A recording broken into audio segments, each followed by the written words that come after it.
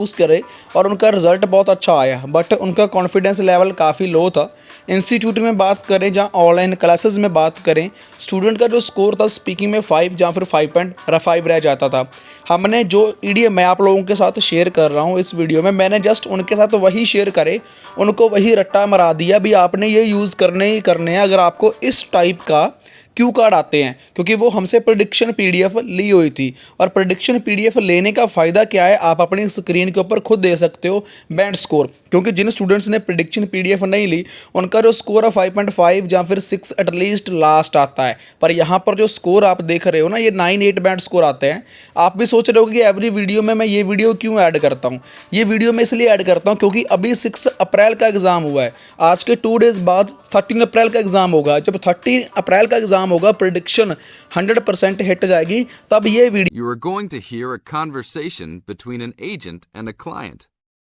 First, you have some time to look at questions 1 to 6.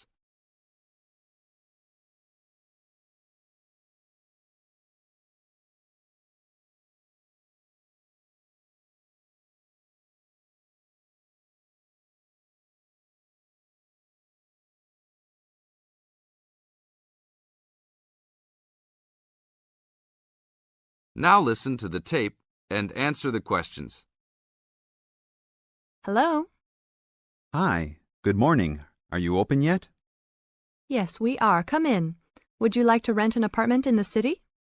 Well, kind of. I'd rather rent one near the harbor if possible. Oh, okay. Do you like the water?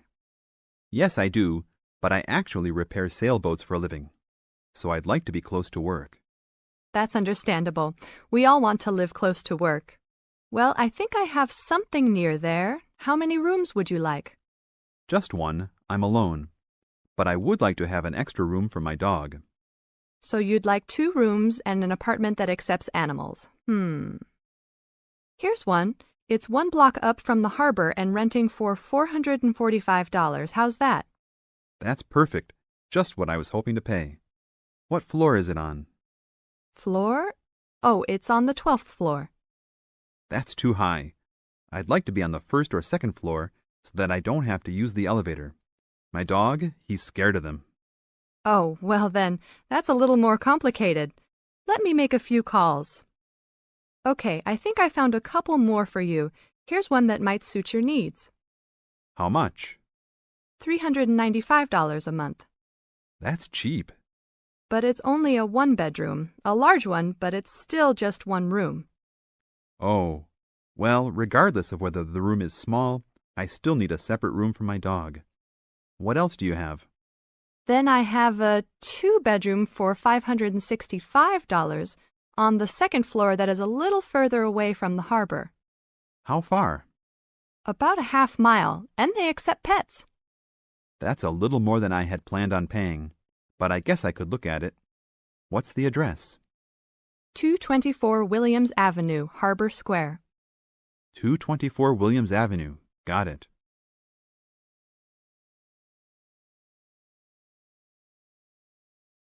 Now look at questions 7 to 10.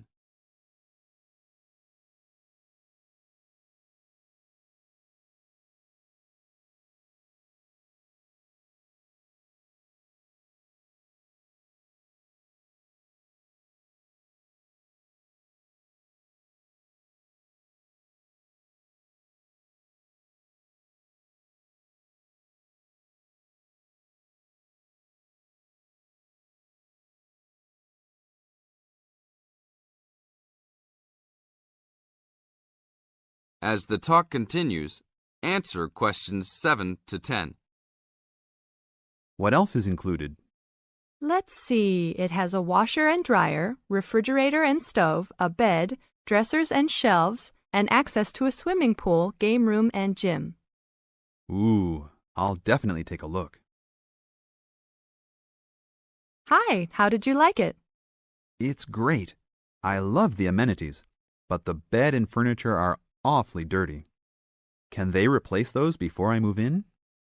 Sure, that shouldn't be a problem. Anything else? Yeah, I didn't see anywhere to park my car. Is there a parking lot in the basement? Yes, there is. Would you like to rent a space?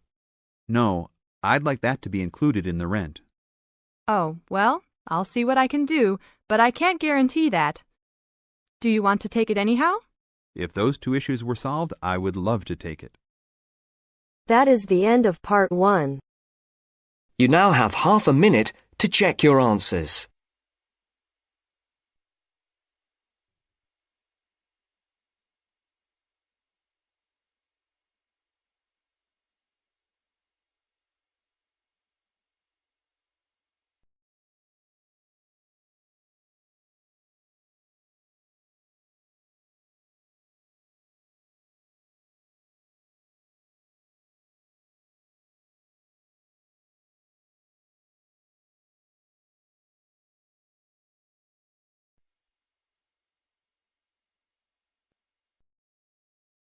Now turns to part 2. Part 2. First, you have some time to look at questions 11 to 16.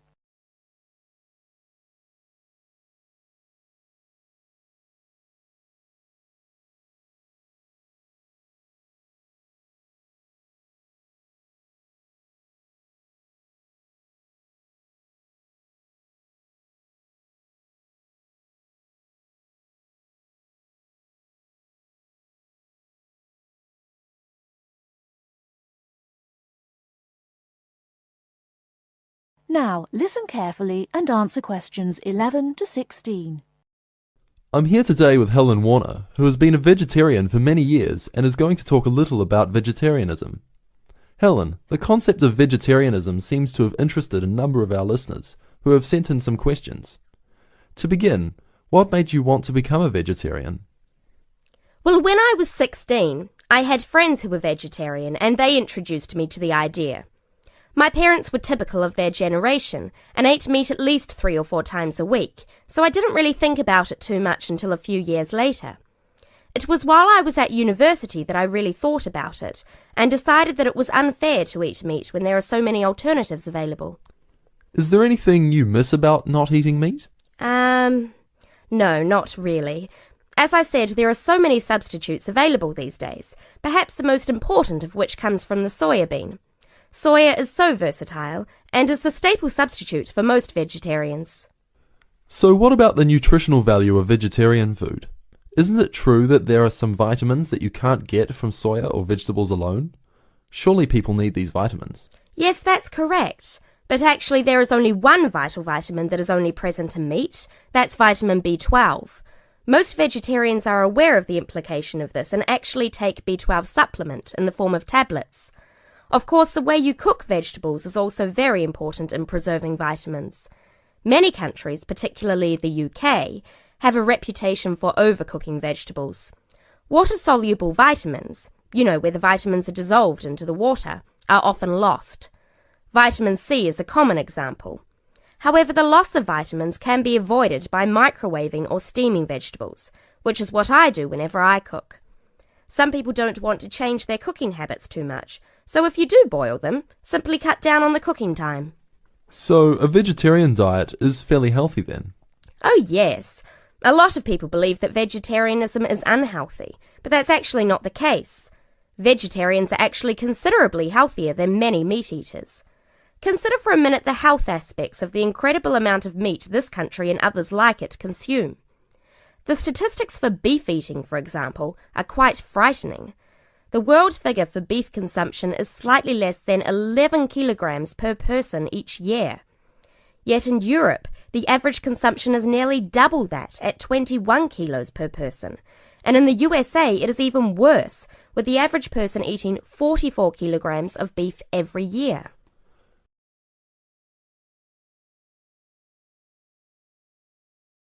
Before you hear the rest of the talk, you have some time to look at questions 17 to 20.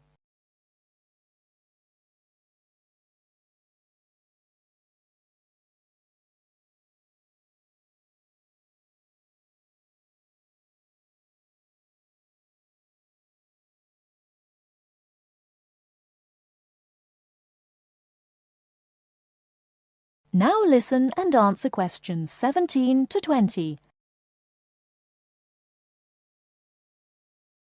So are you suggesting that people stop eating meat altogether and everyone adopts a vegetarian lifestyle? No, not at all.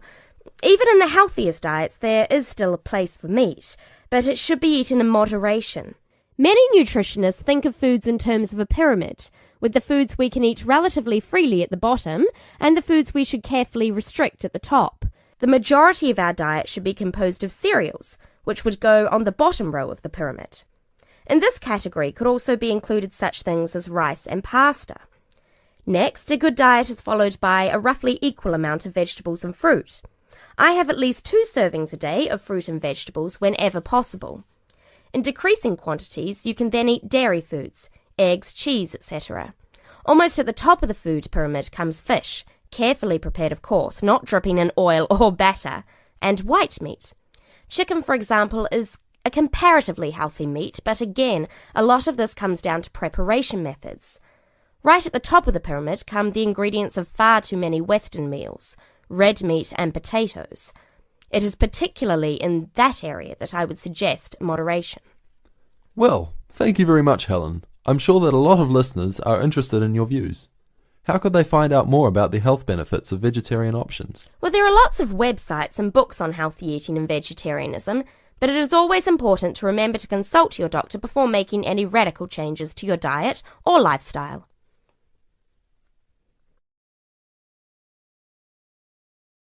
That is the end of part 2.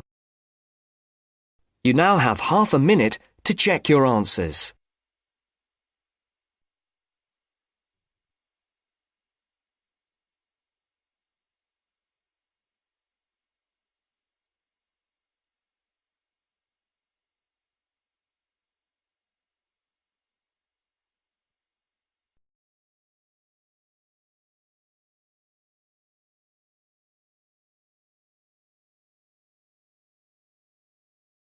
You will hear a discussion between 2 students and their tutor. First, you have some time to look at questions 21 to 25.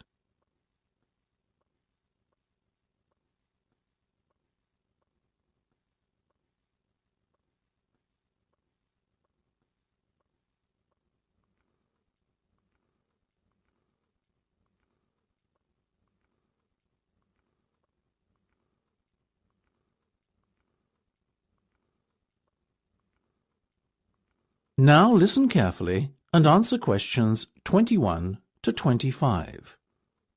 Okay, guys. First off, well done. That was a very good presentation yesterday.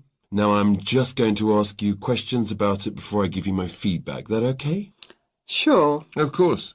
Right. Well, in that case, tell me, Niall, why did you choose to talk about Rafael Nadal? To tell you the truth, I didn't. I think I'd better let Sheena handle this one. Sheena? Yes, it was my decision to pick Nadal.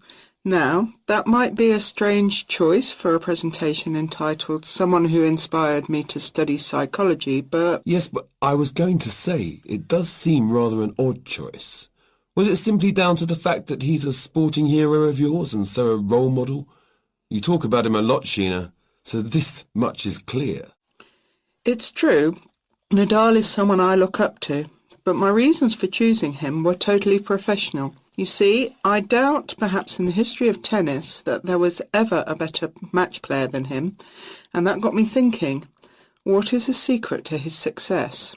How does he control his nerves so splendidly? The more we started to look into his background, the more I realised Sheena was right. Nadal was a perfect candidate for this study. He is, on so many levels, a very well-balanced character, and it was fascinating to gain an insight into the mind of this great champion over the last few weeks. I'll admit that I was at first somewhat unsure about whether or not I should back Sheena on this one, but it didn't take long for our research to put us at ease. So, while most of the students were researching Freud and other visionaries in the field of psychology and psychoanalysis, you were looking into a present-day sports star? Does that not strike you as a little odd? Of course, we knew it was a risk. After all, there was a danger that no one, least of all you, would take us seriously when we stood up on stage and started our presentation.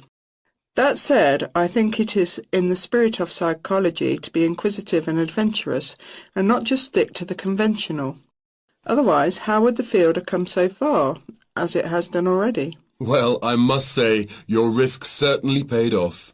Yours was, without a shadow of a doubt, the most interesting and original presentation I saw. And judging by the reactions of the other students, I would have to say that everyone else was equally impressed. Thank you. I'm so glad you think so. Yes, but notwithstanding your excellent presentation content, we must remember that the marks for this project are awarded based on a number of criteria, and we'll examine those in a few minutes. But first, another question. Where did you find your sources? Well, and I don't quite know how we managed it, but we were able to secure a face-to-face interview with Nadal while he was over here for the Wimbledon Tennis Championship, so we weren't reliant on newspaper articles and interviews or any other forms of secondary sources. We did, however, find the library's sports archive an invaluable backup aid to help us fill in the gaps and piece together our interpretation of what makes Nadal such a mentally strong champion. Before you hear the rest of the discussion, you have some time to look at questions 26 to 30.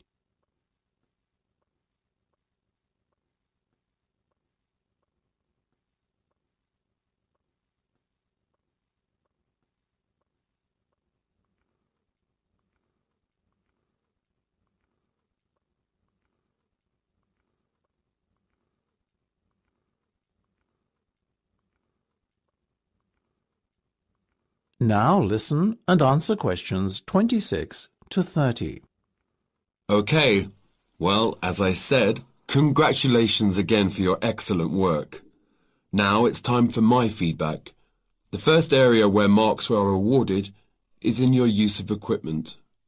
I felt that had you not been a little too reliant on the overhead projector, and had you, for example, used the interactive whiteboard and audio equipment a little more effectively, you would have received top marks in this section. As things stand, though, your use of equipment was still very satisfactory. It's just a shame as it was an opportunity missed to score full points. The next area I was asked to assess is content. As you might have guessed, I simply can't fault you on that. Highly original work, so well done. As for your timing, I felt that the two of you were a little too over-rehearsed, so the presentation felt at times a little robotic. That said, again, it was very satisfactory, and you would get full points for effort. Sadly, though, there is such a thing as trying too hard, and that cost you top marks here, I'm afraid. Oh, I see. Right. What was particularly impressive, though, was the thick handout you'd prepared for everyone. I took it home to read through it afterwards, and it was very well written. But not alone that, it also enhanced my experience of the presentation itself on the day, as I was able to refer to the handout for further information on what was being discussed and to answer any questions I had. Very nice. As for your level of interaction, well, you had so much that you were intent on packing into your 20-minute time slot that sadly you run out of time at the end, which left no room whatsoever for interaction and no one had the chance to ask you any questions. You've probably guessed, therefore, that you did worse than average in this department, and unfortunately, your score will have to reflect this. Oh my goodness, everything sounded so positive at the start. That is a big disappointment. We worked so hard. Now, don't be so quick to get deflated. Remember, your presentation skills only count for 15% of the project grade. Your score in this assessment, even if it were terrible, would still not be enough to prevent you from getting top marks overall.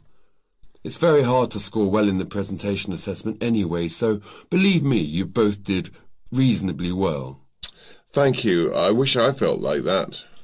Yes, your feedback was very constructive. We're just a little disappointed with ourselves. Why? That's the end of section 3. You have half a minute to check your answers.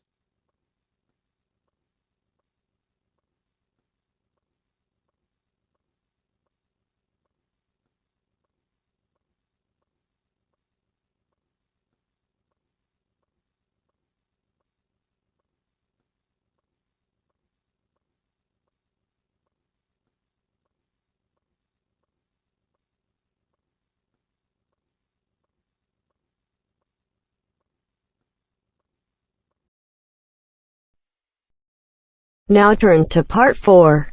Part 4. You'll hear an introduction about the tutorial courses of the physics school. First, you have some time to look at questions 31 to 40.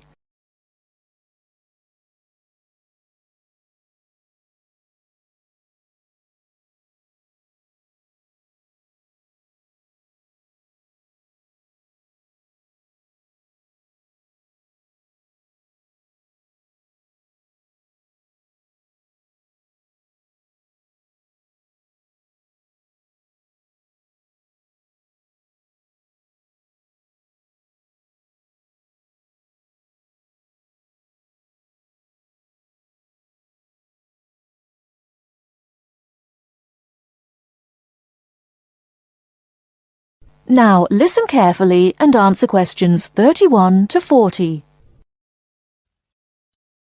Welcome to Orientation Week. This is the physics school session, and we'll welcome Professor Smith, the head of the school, to introduce you to the tutorial system. Welcome, Professor Smith. Thank you. You may have noticed life at university is totally different from that of school. For you, tutorials are an important part of the teaching program. Tutors are the primary contact between undergraduate students and the school. A tutor is the student's personal tutor as well as their academic tutor. Tutorials for physics undergraduates consist of 6 students who meet each week with their tutor for at least 50 minutes.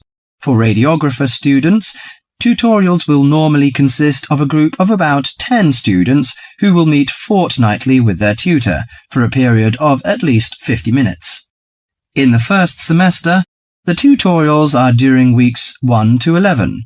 For semester 2, they are during weeks 14 to 24.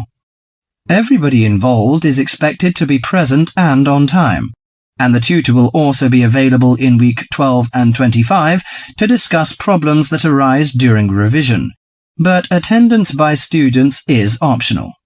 Now I'm going to introduce to you the stages and activities of the tutorials.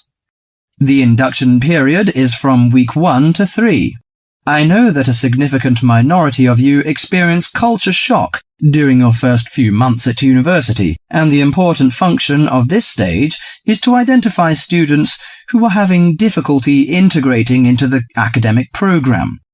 In particular, tutors should check your attendance of lectures, tutorials, laboratory sessions, and this sort of things. Tutors also help you tackle work in a systematic and effective manner. Stage 2 begins from the 4th week. Some tutorials of this period are to be devoted to discussion or going over the students' lecture notes, but approximately 50% of tutorial time is to be devoted to coursework. You should finish the weekly homework assignments of 2 hours duration with at least 50% involving written work. At least 8 homework assignments during the year should involve answering problems set on coursework. The written work collected by the tutor should be marked within a week of handing in, and generally the assignments should be graded. The 3rd stage starts from week 8 till the 10th. During this period, math and 4 core physics programs are included. The majority of tutorial time should be devoted to work which support the lecture programs and laboratory work. At least 60% of homework assignments should involve written work. The assignment may involve writing an account of or notes on a specified range of topics. The written work should also be marked and graded. Short oral presentations by students should be included. They are possibly on general physics topics or essays. The last week's personal development planning is a structured and supported process. The primary objective for PDP is to help you to become more independent and confident, self-directed learners, and encourage a positive attitude to learning throughout life.